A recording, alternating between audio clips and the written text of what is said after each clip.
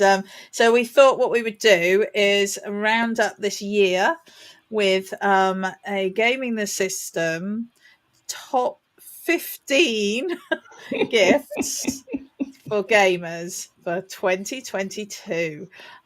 So I think we'll just do this in a sort of round robin. We'll just like go and do one each, and we'll just keep on going until we've done our 5 each. Is that okay? Cool. Yeah, So cool. shall I kick off then? So one of my top gifts for gamers is a Secret Lab chair, gaming chair.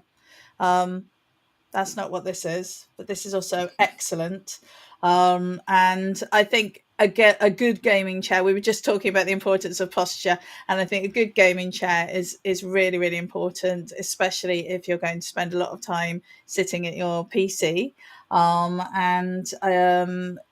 It is really important that we look after ourselves, even if we're spending lots of time gaming, especially when we're spending lots of time gaming. So yeah, good lumbar support and the right height off the floor and away from the table and all of that things. But there's loads out there, and they do vary dramatically in price. But that would be one of my things. But it's it's a very a very pie in the sky gift suggestion from me. Alex, do you want to go next? Okay. One of mine is a gaming headset, such as the one I'm wearing right now. Especially if you are the type of person who lives with a gamer and you don't want to hear what game they're playing, you could give them some lovely headphones and then only they could hear it. So that's the solution for you if you want. I mean, again, prices vary. And they all have different capabilities. Like some have Bluetooth, some don't have Bluetooth. So because you can use them away from your gaming console or computer, as it were. So really, you've got to think about the amount at which your gaming person or gamer is going to use your headset, whether they'll just be using it exclusively for gaming or outside. But it's definitely a key, well, not essential, but definitely an enhancement to a gaming experience that you could get, definitely. So that's one of mine. Yeah, you get better sound quality, don't you? You in do. them. So what brand is your headset then? Mine's Alex? just a PlayStation Gold, so I think it was with the last generation PS4, but still works perfectly well with the PS5. I didn't fancy shelling out however much it was for the PlayStation 5 compatible ones, because these work fine with the PS5. The only thing that's missing is I think it does do 3D audio, just not in the same level of quality as the most recent ones. But I don't know. I mean, I don't miss it because I haven't experienced it, and I'm completely fine with that. So you don't need to spend an absolute fortune. No, I think that's the thing, isn't it? You can get really sucked into spending hundreds, and actually, unless you're a real audiophile, you don't always need that. I mean, these are Corsair, and I just like the little pattern on the top here. But actually, they're just really comfortable, and that's the other thing. Because if you're wearing them for ages, they can't be too heavy. I got mine. I can't remember how many years ago it was now, but they were about £50. Which I'd say is sort of on the lower end of the spectrum. I'm not quite sure, but maybe.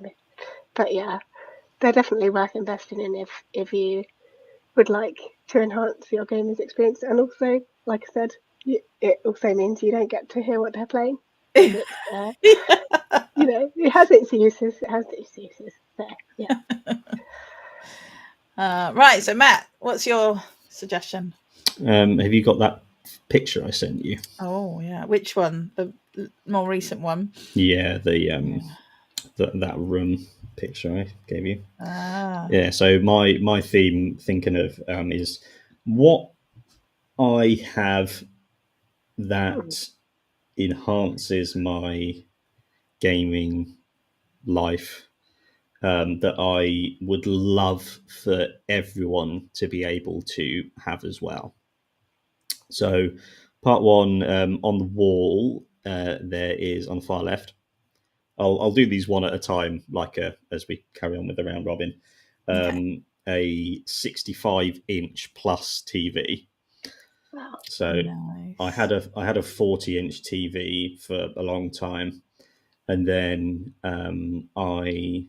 I'd been working a lot, and I'd built up a lot of savings. So I went and got myself a 65-inch TV, and I can't tell you how transformative and enhancing it is for any kind of experience, especially gaming, to have this big, beautiful TV. And you can get them for £500 now, which is like, you'd think, just like with headphones, you can spend thousands and thousands, but you get one like that if you're thinking you want to treat yourself to something, building up something. That's something that you can enjoy. It enhances everything. So I wish everyone could have one of them. Yeah. Awesome. Right. Well, we did actually, before we got the PS5, we did actually get a new TV, and that meant that we had to change our whole sitting room around to fit it in. So I can't remember how big it was, but it's big. And but I mean, we hadn't, since we'd moved here, so that's 11 years ago, we hadn't had a new TV, and the TV that we had got then was secondhand. So this was our first sort of proper expense really at that, and so we had been saving up for that a long time. But I think that's sometimes quite nice. Like, it's nice to, when you have to wait a little bit and you save up, I think that makes it all the more delicious when you finally have it, and it does make a difference to the gaming experience for sure. So I would say that my next suggestion would be a second controller for whichever your preferred console or gaming system is, because I think that gaming is better with more people, and this enables you to do that. And I got gifted last Christmas. I got gifted a second controller for the PS5, which is awesome. And it just means that we can, it's not a problem. It's not an argument over who gets to play. You can just find something that you both want to play. But I would say I would probably also add in a charging stand or something with that, because there is nothing worse than when the controllers run out of charge and you have to wait for them to charge up again because you can't sit close enough to the to the charger, and you can't. No, anyway, so that would be my suggestion. Alex. Oh, sorry, you've got me mid yawn. Sorry.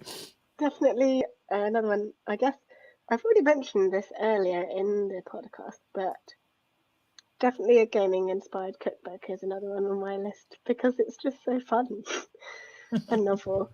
And I have yet to buy one for myself, but I'm sure any attempts at recipes would be hilarious and awful, as they are in many of my attempts at recipes in the kitchen. No, they're not that bad, but I like to think of it. It's a fun challenge, and it's one that you can do with friends if you want it. I guess it's a very social thing, cooking, I think. So you could have like a gaming theme party and just invite all your friends over and have a fun time cooking. That would be a really cool way to utilize that gift, I think.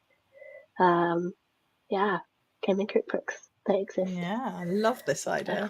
Yeah. Okay, well, we're going to have to do an episode where we all cook something. We're going to have to now. I'm already plotting it. Okay, Matt, what's your second gift idea? Very simple. The console of your choice and the ability to attach it to your massive TV. Because another thing you can do, I've been... another awesome thing about phones is that they're infinitely more powerful than any console sort of from 2015 earlier. So they can do their emulators for PlayStation, PlayStation 2, GameCube, Game Boy Advance, PSP, everything. There's an emulator for everything. And with a smart TV, you can cast your phone screen to it. So you can be playing just looking at the emulator on the screen, because I don't know if you're technically allowed to play, but anything you play on your phone or on your Switch, or maybe those two, you can get them on your TV now. Yeah. So PlayStation, Xbox, PC, console of your choice. That's what I wish for everyone, rather than forcing a PlayStation down their throat, which is what my even though dark you know side that's what wants. they should get. Oh, right. Okay. So, well, Alex, you've already mentioned that it's actually on your wish list, but on my suggestion list is Stray. And because it's just such a lovely, got a picture here. It's just such a lovely game. I haven't played it. My daughter played it, and she actually still talks about it and how emotionally invested she was in the cat and the cat's little companion, which isn't here, but it's such a nice game. It isn't very long. There is puzzles in it and thinking, and but the world is really, I mean, it's all underground, so it's all dark and sort of neon-y, but it's a cool world. It's cool, and all of the sort of robots that you meet they all have their own personalities, and they've got stuff going on, and yeah, it just had they really done a really good job on it, and it was so nice just to drop in and watch her play, and she was so engaged with it, and she finished it, which is quite rare in our house. So I would definitely recommend it. I'd recommend it to everyone who can access it. Yes, do. Alex. My next thing would be a novel or book series about your gamer's favorite gaming world. There are plenty out there, but if you know that someone absolutely loves the world in which they've been gaming and they want to experience more of that, perhaps a good way to do that would be to read a novel based on that gaming character or that world, or even one of the lesser characters or like side characters, because quite often books tend to focus on stories that you might not have heard within the game and kind of expand upon that. So it's just a really good way of keeping yourself immersed in that world and enjoying it. So yeah, it's definitely a good one. Have either of you seen the Dragon Age, the new Dragon Age show on Netflix? I haven't watched it yet, but yeah, there's a new series. So I can't comment on it yet, but we will be watching it. So I will be able to. Has it been released? Yeah, I think so. Shit. I've seen it's been advertised all over Netflix whenever I'm in Netflix. So I shall have to look it up.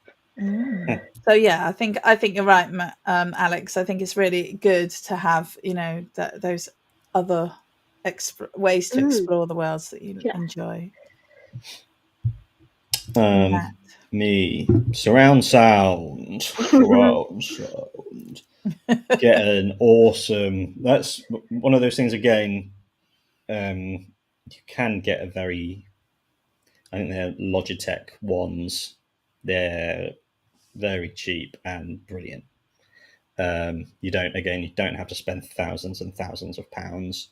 You just set them up and then set them up around you, especially with PlayStation's new sound thing, their amazing new audio. Just the audio in games is so rich and nuanced, and I think so much of it is missed, especially the games that get it just transcendently well. Part of the brilliance is that you never notice the different rich elements to it.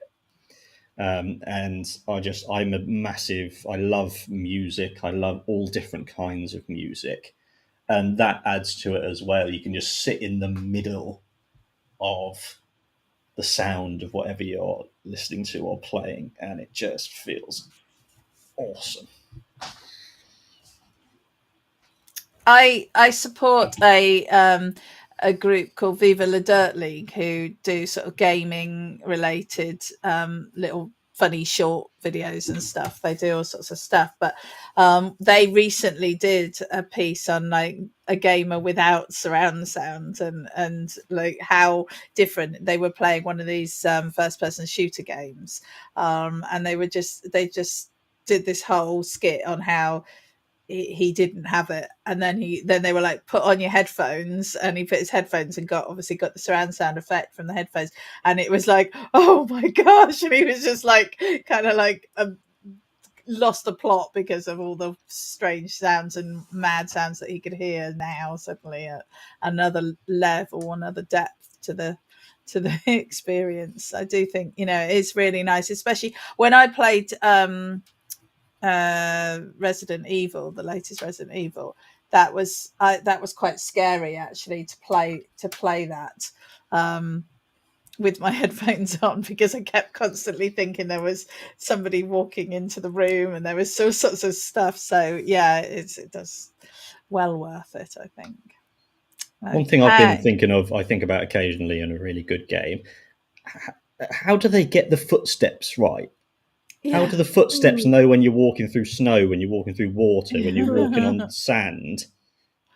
That I want to know. You really notice that, like with a really good sound system, you go, it's going plop, plop, plop, plop. And then it is amazing. I've often thought that and leaving footprints, which is my other favourite thing, when your characters leave footprints in the snow or whatever. So sort of actually on that line, I think about there's a book called Blood, Sweat and Pixels, which is the triumphant, turbulent stories behind how video games are made, by Jason Schreier.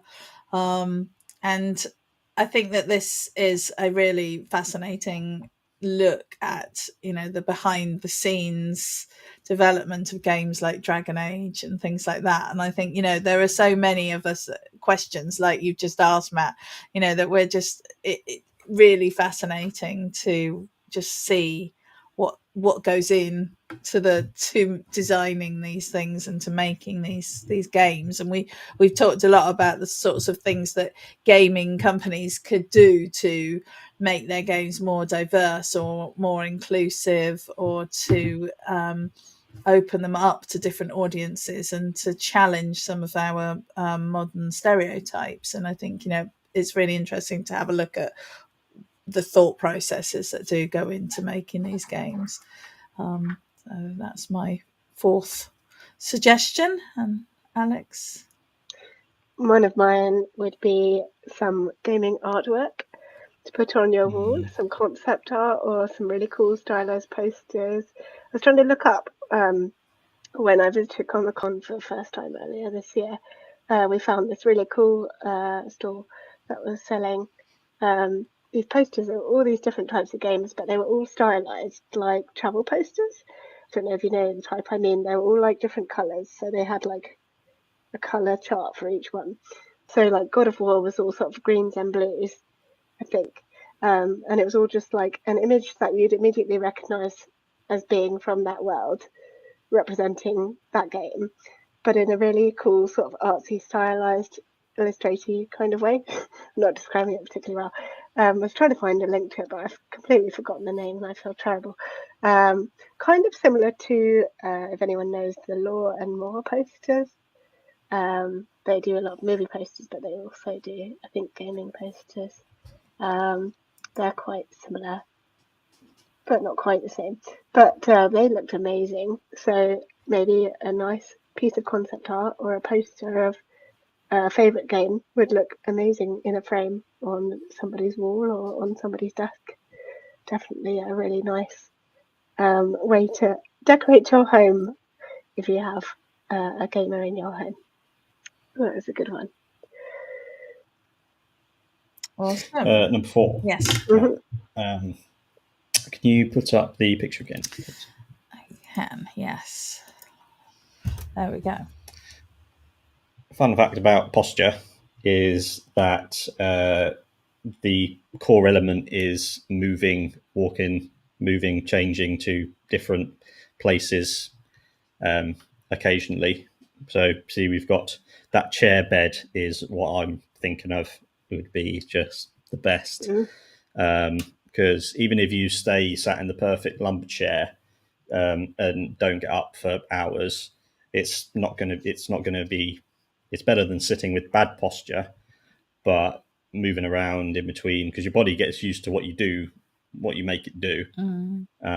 So you don't have to worry all the time about perfect posture.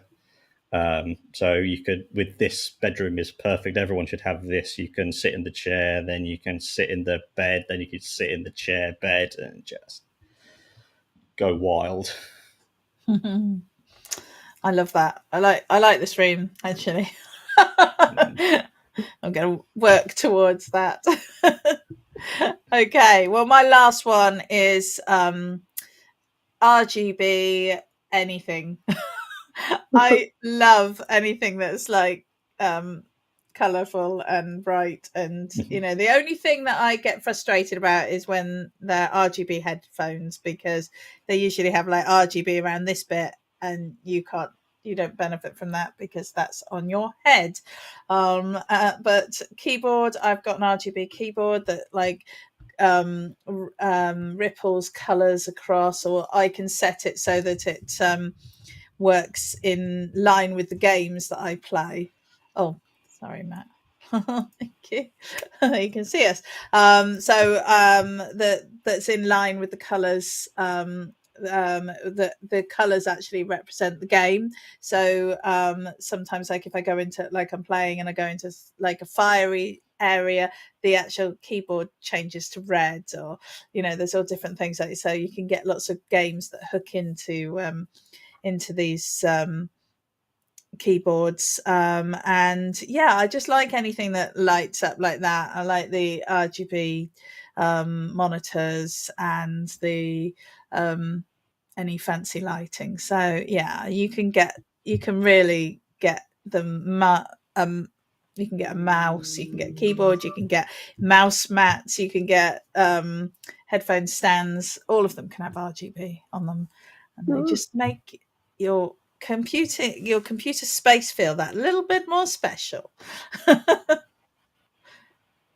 Alex, I think the last one on my list would be clothing or other clothing items that are inspired by games. So you could have a t-shirt with your favourite game or a quote from your favourite game on it. Like I have one that just says boy on it, and it's like the Greek omega for the O of boy, and the B looks a little bit like not quite a beta, but it's pointy and it's in the same font as like the God of War logo, and it's blue and blue.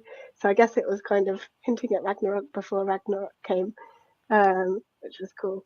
But there's all sorts of different things you can get. You can get socks, hats, tops, anything really, even underwear, based on gaming characters and gaming worlds. So fun items of clothing where your gamer can profess their love for their game and show it publicly. It's a conversation starter as well, so it's useful in that regard. Find fellow gamers when you're out and about, and if people get the references on your shirts, then you know you've made a friend before you've even spoken. It's always a good one. Absolutely. Matt. And last, the best gift would be a feminist socialist utopia where instead of working 40 hours a week, 50 weeks a year, you get to follow your bliss without the economic pressure of having to work 2,000 hours a year, so that you can spend it with your family, spend it gaming, universal childcare, so that you can have plenty of time to game, and